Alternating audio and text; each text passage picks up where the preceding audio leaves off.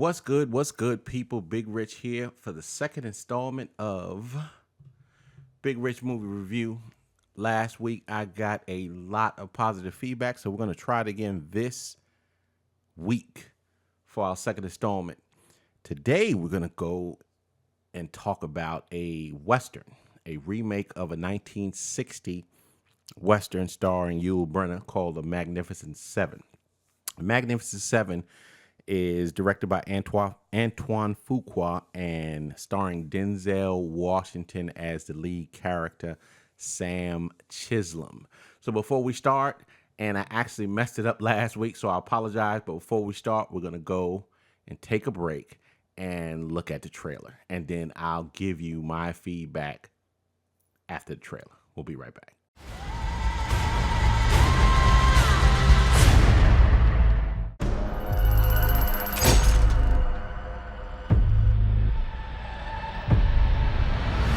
Man carries a gun, he tends to use it. Dan, you dead? Pity. I had just ordered a drink from that man. Took a job looking for some men to join me. Is it difficult? Impossible. How many you got so far? You and me, Who's she? we work for her. Good Lord. That's right. That man murdered my husband. I want something. I take it. He will take everything we have. So you seek revenge.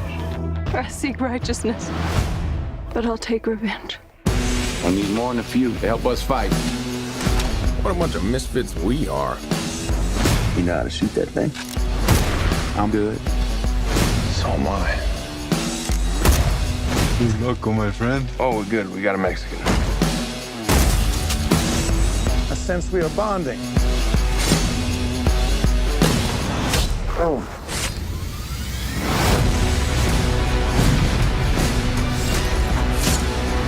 We got a 7. He's got an army.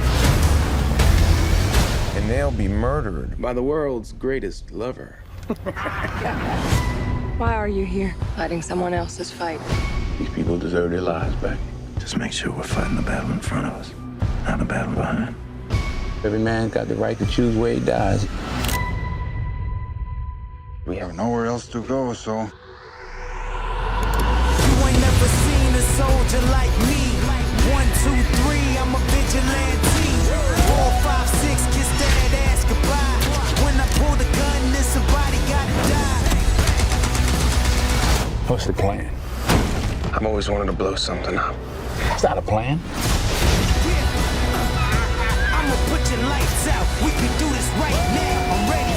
Whoa. How'd we do? I think we killed them all.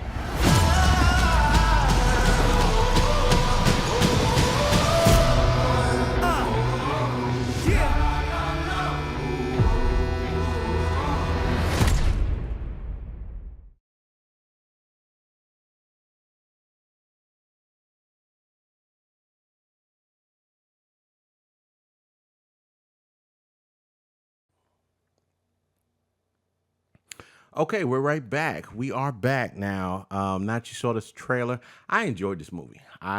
It was released September 8th, 2016 here in the United States. Running time is 133 minutes, which comes out to 2 hours and 13 minutes. The budget was 108 million, really 90 million to 108 million, and so far the box office is 160.4 million. So, I mean, they did more than break even. And after watching the original ones, like I said, starring Yul Brynner and Steve McQueen, this one did a very good job of a remake or reenactment and something like that. It went pretty well. So I was very pleased. I must admit, I really didn't expect anything different from the pairing of Antoine Fuqua as the director and Denzel Washington. I mean, this is their third feature film. The first one was Training Day. Then they did The Equalizer, which The Equalizer 2 is supposed to be in development, and now this one. So I really didn't expect anything different. I didn't expect a bomb. I expected a really good, thoughtful, action-packed film, and you actually got it. You actually got it. So Sam Chisholm is a warrant officer out of Wichita, Kansas, African American, obviously.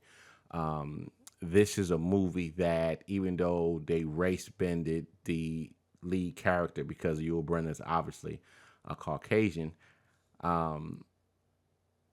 they never really, well, I can't say never really. I've heard a lot of people say never really addressed the fact that he was African American. Well, the first sort of scene, oh, and there's spoilers. I have to put that up. This is spoilers. It's going to be spoiler here. Now you see the spoiler tag that's already came and gone. The first scene that they came, that Sam came looking for, he walked to the bar. Chris Pratt was in the bar. Obviously, these two didn't know each other. Chris Pratt was playing poker with a couple of other hombres, if you will, and Denzel Washington basically walked in. The whole dang on room stops to look at him and stuff like that. So nobody really said anything about him being black, but you sort of felt, that he was the other, different. So, but other than that, you really didn't know that the lead character was race bend, that the original character was a Caucasian. You really didn't know. They didn't make a big deal of it. So that was pretty cool. But some of the other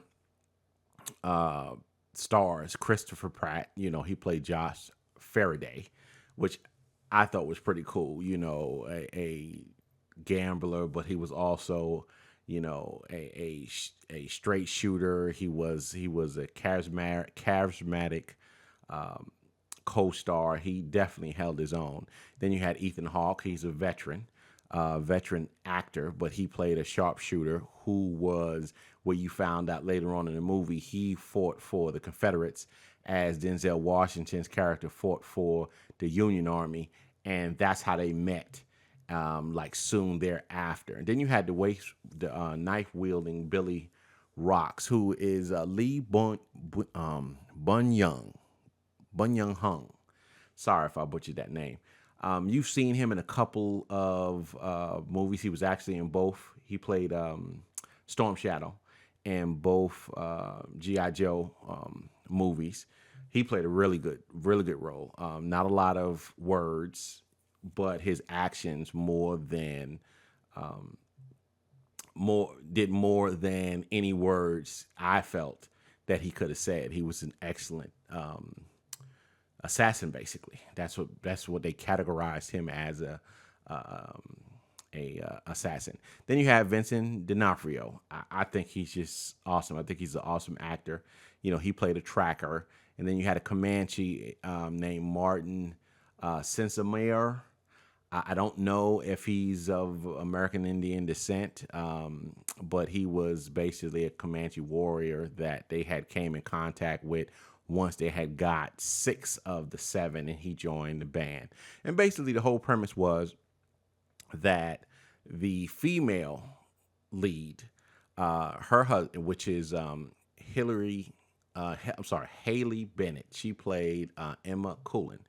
She was basically the lead female character. It basically started out that her husband had got into a argument with the big bad guy. He's a Bartholomew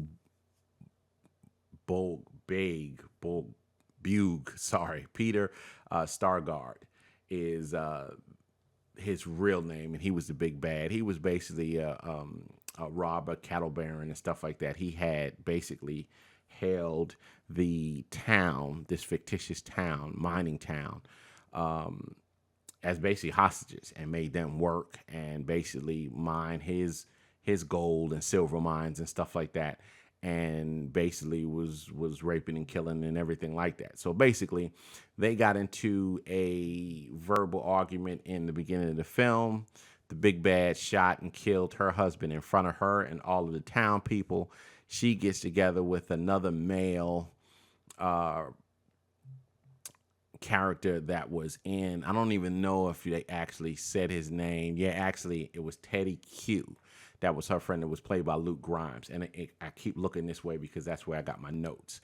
And they got together looking for basically people to help them. And they actually saw Denzel Washington's character at work. And as he was actually leaving to go on about his way, they basically stopped him, implored him to help out. And the first person he got was Chris Pratt. And then everybody else just joined going along. I'm not going to give the whole plot in the movie. I'm just basically breaking it down as far as I saw it. Like I said, it was nonstop to me. It was nonstop action packed. It wasn't unbelievable. It really wasn't. It wasn't like you have 7 against 1,000 and everybody come out unscathed. I mean, out of the 7, half of them, perished. But they were going up against 100, maybe 200 men. They were well armed. The townspeople helped them, but so much. I mean, you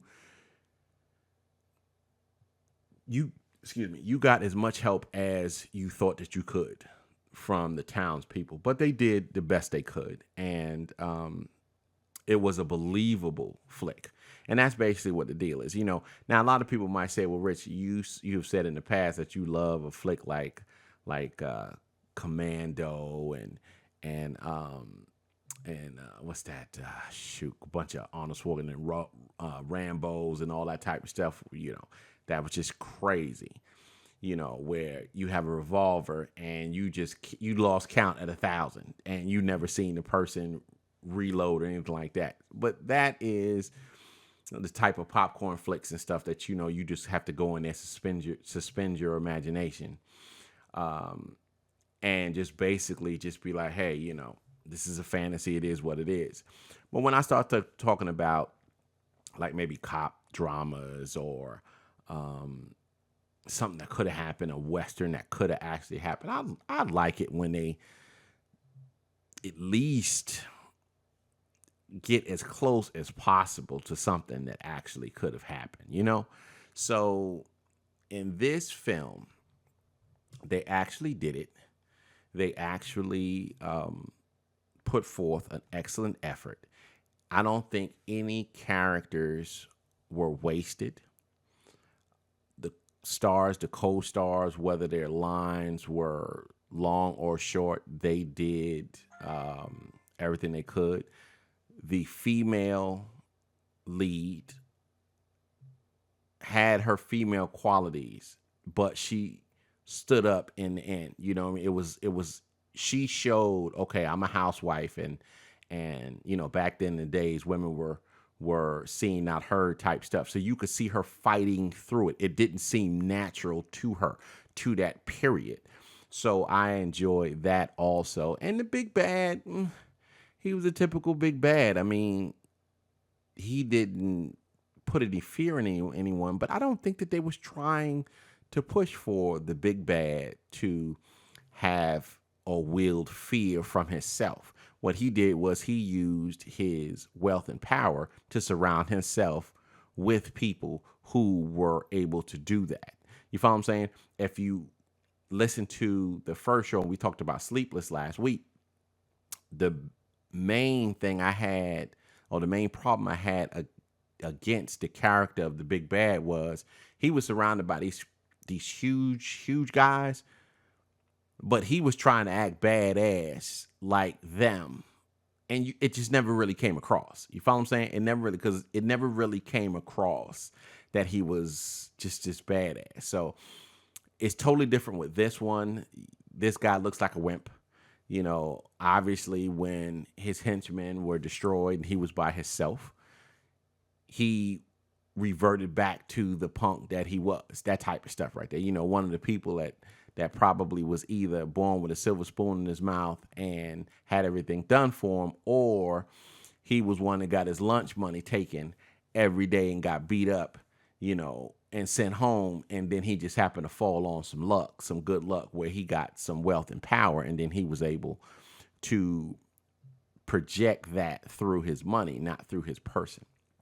So what I would do is I would recommend this flick. Obviously, I don't think that it's in the theaters anymore because it came out, like I said, in September. But this is definitely something that you should get the DVD. If I don't even know if it's on streaming. I think it is still on streaming from DirecTV if that's what you got, or and I don't think it's on Netflix now. I don't know if it'll ever be on Netflix, but I would definitely recommend you putting or setting aside 2.5 hours to watch this film. You will not be disappointed at all. So I rated a solid B to a B+. That's it for this episode. Next week, I think we're going to be covering Hidden Figures with you guys. And we'll see you then. So in the meantime, between time, stay safe, stay woke, stay blessed.